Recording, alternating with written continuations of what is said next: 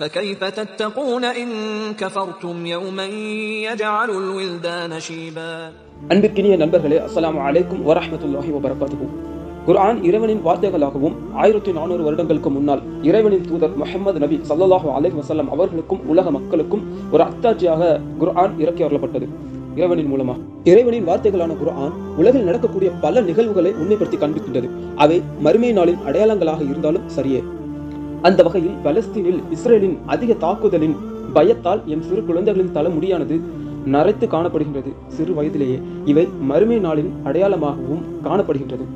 இந்த செய்தியை குர்ஆனில் சூரா முஸம்மில் 17வது அத்தியாயத்தில் குழந்தைகள் நரைத்த கிழவர்களாக ஆகிவிடும் நாளில் இந்த வசனத்தை இன்று குர்ஆன் உண்மைப்படுத்தி காண்பிக்கின்றது. இந்த செய்தியின் மூலமாக கண்ணியத்திற்குரிய அன்பிற்குரிய நண்பர்களே, இது நாம் நம்முடைய ஈமானை பலப்படுத்திக் கொள்ள வேண்டும் என்பதற்காக மறுமை நாளுடைய அத்தாட்சிகளை அல்லாஹ் ஒவ்வொரு சமயத்திலும் குர்ஆனின் மூலமாக நமக்கு நிறுவனம் செய்து கொண்டிருக்கின்றான்.